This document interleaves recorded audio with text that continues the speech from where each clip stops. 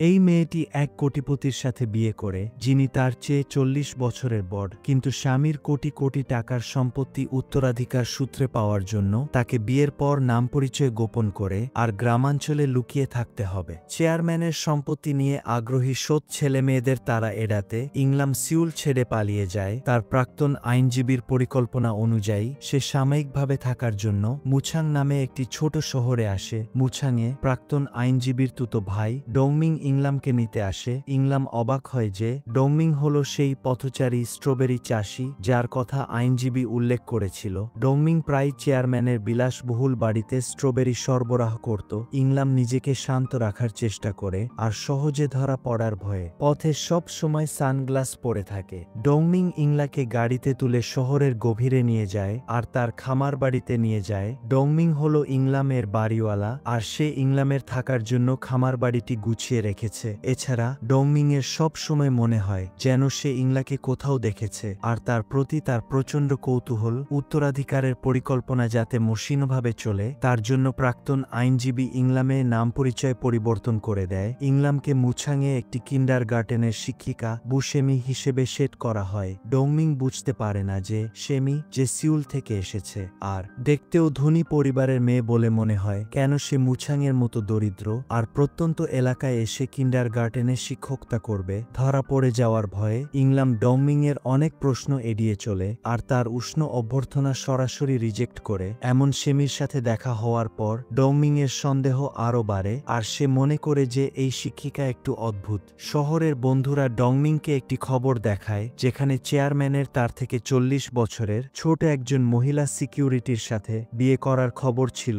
ভালো খবর হলো এই নতুন স্ত্রীর মুখ খবরের ছবিতে ঝাপসা করে দেওয়া হয়েছিল, তাই ডংমিং জোর করেও মনে করতে পারে না যে সে ইংলামকে কোথায় দেখেছিল। খামার বাড়িতে ইংলাম তার সুটকেস খুলে সাবধানে একটি বাক্স বের করে যার মধ্যে একটি হ্যান্ডগান আর কয়েক ডজন বুলেট ছিল। মরে যাওয়ার আগে চেয়ারম্যান এটি তাকে গোপনে দিয়েছিল, তবে চেয়ারম্যানের বন্দুক দেওয়ার উদ্দেশ্য ছিল না যে ইংলাম নিজের সুরক্ষার জন্য এটি ব্যবহার করুক, বরং তিনি চেয়েছিল ইংলাম যেন তাকে তার মেয়ের হত্যাকারীর প্রতিশোধ নিতে সাহায্য করে আর ইংলাম যেন এই বন্দুক দিয়ে হত্যাকারীকে শেষ করে। ইংলাম রাজি হয়, কিন্তু চেয়ারম্যানের কাছে একটি শর্ত দেয়, যদি সে সফলভাবে হত্যা করে প্রতিশোধ নিতে পারে তবে সে আশা করে যে চেয়ারম্যান যেন টাকা খরচ করে তার কারাদণ্ড ৫ বছরের মধ্যে সীমাবদ্ধ করতে সাহায্য করে। ৫ বছর পর জেল থেকে মুক্তি পেয়ে সে চেয়ারম্যানের সম্পত্তি নিয়ে এমন জায়গায় চলে যাবে যেখানে কেউ তাকে চিনবে না আর নতুন করে জীবন শুরু করবে।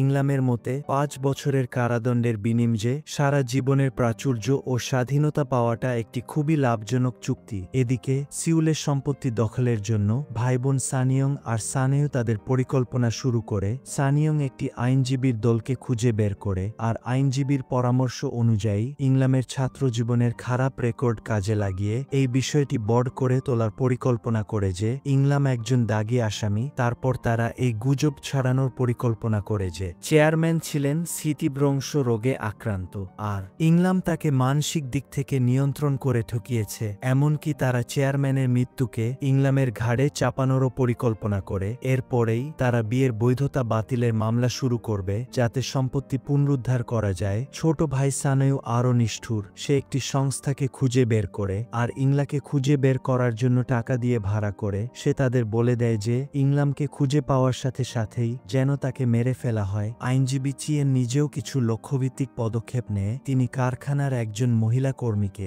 ইংলামের মাকে নজরে রাখতে বলে, যিনি কারখানায় কাজ করে। চিয়েন আইনজীবী জানে যে ৩ মাস পরের শেয়ার হোল্ডারদের সভার আগে ইংলাকে অবশ্যই তার পরিচয় আর গতিবিধি লুকিয়ে রাখতে হবে আর তার ঝামেলা সৃষ্টিকারী মাকে তার অবস্থান কোনোভাবেই জানতে দেওয়া যাবে না। এছাড়া চিয়েন আইনজীবী ম্যানশনের বাটলার আর ড্রাইভারকে বরখাস্ত করে, কারণ হিসেবে তিনি জানান তারা আগের দিন ম্যাডামকে অজ্ঞান করে আটকে রাখার খারাপ চেষ্টা করেছিল। বরখাস্তের টাকা নিয়ে বাটলার আর ড্রাইভার অসন্তুষ্ট ছিল, তাই তারা সানিয়ং এর কাছে যাওয়ার পরিকল্পনা করে। খুব দ্রুতই চিয়েন আইনজীবী ম্যানশনে চলে আসে। এখন শুধু তিনি আর মিস বাংশু বাড়িতে রয়েছে। বাংশু ক্রমাগত আইনজীবীকে জিজ্ঞাসা করতে থাকে যে ইংলা কোথায় গেছে, কিন্তু চিয়েন আইনজীবী মুখ খুলতে রাজি হন না। ম্যানশনে থাকার পরে চিয়েন আইনজীবী চেয়ারম্যানের স্থলাভিষিক্ত হন আর সারাদিন গোপন ঘরে থেকে ম্যানশনের নজরদারির দৃশ্য দেখতে থাকেন যাতে কোনো তথ্য ফাঁসের সুযোগ না থাকে। মুছাংয়ে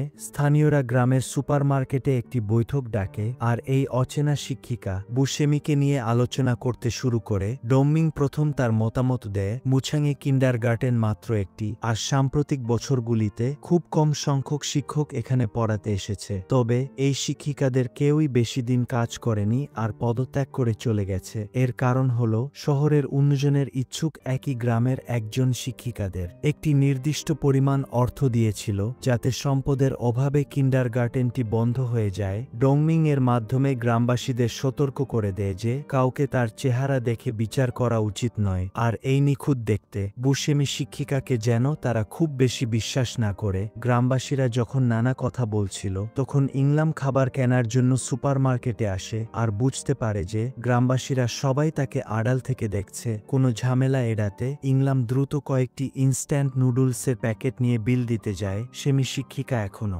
রাতের খাবার খায়নি জানতে পেরে গ্রামবাসীরা সবাই ডংমিং এর দিকে তাকায়। ডংমিং বলছো যে সেমির খাবারের খরচ তার বাড়ির ভাড়ার মধ্যেই অন্তর্ভুক্ত ছিল। সেমি শিক্ষিকা সুপারমার্কেট থেকে চলে যাওয়ার পর গ্রামবাসীরা একে অপরের দিকে তাকাতে থাকে আর মনে করে যে যাই হোক না কেন ডংমিং এর উচিত ছিল শিক্ষিকাকে খেতে দেওয়া, তাই তারা তাকে সেমির কাছে ক্ষমা চাওয়ার জন্য যেতে বলে। ডংমিং চলে গেলে গ্রামবাসীরা নিজেদের মধ্যে আলোচনা করতে থাকে। তাদের ধারণা আসলে ডংমিং এর ধারণার বিপরীত ছিল। তারা মনে করে যে যদি তারা সেমি শিকাকে ধরে রাখতে না পারে তবে গ্রামের কিন্ডারগার্টেনটি নিশ্চিতভাবেই বন্ধ হয়ে যাবে। তখন তাদের ছেলে মেয়েদের অনেক দূরের স্কুলে যাওয়ার জন্য দীর্ঘ সময় ধরে স্কুল বাসে যাতায়াত করতে হবে। তাছাড়া সেমি শিক্ষিকা সিউলের বিশ্ববিদ্যালয় থেকে স্নাতক, তাই গ্রামবাসীরা বিশ্বাস করে যে সেমি তাদের সন্তানদের জন্য উন্নত মানের শিক্ষা দিতে পারবে। সেমিকে ধরে রাখার জন্য তারা সিদ্ধান্ত নেয় যে তারা তাকে পরোক্ষভাবে যত্ন দেখাবে। সেমি শিক্ষিকাকে খেতে না দেওয়ার জন্য ডংমিং মনে মনে অনুতপ্ত ছিল। সেমির পাশে হাত ছিল আর তার জিনিসপত্র বহন করতে চেয়েছিল, তবে ইংলাম তার প্রতি কোনো সৌজন্য দেখায়নি আর ডংমিং এর দয়া পুরোপুরি রিজেক্ট করে। আসলে ইংলাম ডংমিং সম্পর্কে কিছু জিনিস আগে থেকেই জানত। যাত্রা শুরুর আগে চিয়েন আইনজীবী তাকে ডংমিং এর তথ্য দেখিয়েছিল। ডংমিং হল চিয়েন আইনজীবী আর কিন্ডারগার্টেনের প্রিন্সিপালের তুতো ভাই। চিয়েন আইনজীবী ইংলাকে সতর্ক করে দিয়েছিল যে ডংমিং রেগে গেলে কেউ তাকে সামলাতে পারে না, তাই ইংলাম ছোর উচিত এই ছেলেটিকে এড়িয়ে চলা। খামার বাড়িতে ফিরে ইংলাম বুঝতে পারে যে মনে হচ্ছে কেউ তার বাড়িতে ঢুকেছে। টেনশন আর সতর্কতার সাথে ইংলাম সাবধানে চারপাশে তাকায়, কিন্তু হঠাৎই বসার ঘরের তাঁবু থেকে একটি ছোট ছেলে বেরিয়ে আসে। ছেলেটি ইংলামকে নতুন আসা সেমি শিক্ষিকা বলে ডাকে আর প্রকাশ করে যে বাবা তাকে এই শিক্ষিকাকে পছন্দ না করতে বলেছে। ঠিক সেই সময় বাইরে ডংমিং এর গলা শোনা যায়। আসলে ছেলেটি হলো ডংমিং এর ছেলে। ডংমিং তার ছেলেকে বলে দেয় যে সে যেন ভবিষ্যতে আর কখনো এভাবে ভিতরে না আসে। ছোট ছেলে ইউজান চোটে আর মিষ্টি, সে শিক্ষিকার জন্য সুস্বাদু কিমচি নিয়ে আসে। ইউজানের কথা মনে করে ইংলাম বুঝতে পারে যে ডংমিং এখনও তাকে অবিশ্বাস করছে। ইংলাম ডংমিং বা গ্রামের কাউকে বিশ্বাস করতে চায় না, তাই সে অনলাইনে সিসি ক্যামেরা কেনার জন্য সার্চ করতে শুরু করে। পরের দিন স্থানীয় কিন্ডারগার্টেনের প্রিন্সিপাল সেমি শিক্ষিকাকে একটি মেসেজ পাঠায়। তিনি তাকে বলে যেন সে আজকেই ক্লাস নিতে আসে। মেসেজ পেয়ে ইংলাম আয়নার সামনে দাঁড়িয়ে শিক্ষিকার কয়েকটি সংলাপ অনুশীলন করে। সে বুঝতে পারে যে এখন থেকে তাকে পুরোপুরি সেমি শিক্ষিকার চরিত্রে প্রবেশ করতে হবে। প্রিন্সিপাল সেমির নিখুঁতভাবে তৈরি করা বাজোডাটা দেখে আর তাকে জিজ্ঞাসা করে যে সে কেন মুছাংয়ে আসার সিদ্ধান্ত নিয়েছে। এর জন্য প্রাক্তন আইনজীবী আগেই প্রস্তুতি নিয়েছিল আর ইংলামকে একটি নিখুঁত ব্যাখ্যা মুখস্থ করিয়ে দিয়েছিল। তার কথাগুলি একদম ত্রুটিহীন ছিল, কিন্তু আড়ালে প্রিন্সিপাল সেমি সম্পর্কে খোঁজ নিতে শুরু করে। একজন খোঁজ নেওয়ার পর প্রিন্সিপালকে জানায় যে ছাত্রী ফু সেমি নামে স্নাতক হয়েছে সে আসলে একটি সন্তান সহ একজন মধ্যবয়সী মহিলা। এই কথা শুনে প্রিন্সিপালের মনে সেমি সম্পর্কে সন্দেহ সৃষ্টি হয়। নিশ্চিত হওয়ার জন্য প্রিন্সিপাল এরপর সেমি যে শেষ কিন্ডারগার্টেনে কাজ করে সেখানে যোগাযোগ করে। সেখান থেকে তাকে পুরোপুরি নিশ্চিত করা হয় যে সেমি শিক্ষিকা গত মাসে পদত্যাগ করেছে। সেমি স্নাতক স্কুল আর কাজের জায়গা ঠিক আছে নিশ্চিত হওয়ার পর প্রিন্সিপাল অবশেষে স্বস্তি পান। কিন্তু ঠিক এই সময় অপর প্রান্তের ব্যক্তিটি মনে করে যে ফোনটি কেটে গেছে, সে বিটবিট করে বলে যে কয়েকটি কথা বলার জন্য 1 মিলিয়ন ওন পাওয়া গেছে। প্রিন্সিপাল হঠাৎ বুঝতে পারে যে সেই ব্যক্তি টাকা নিয়ে মিথ্যা কথা বলছে।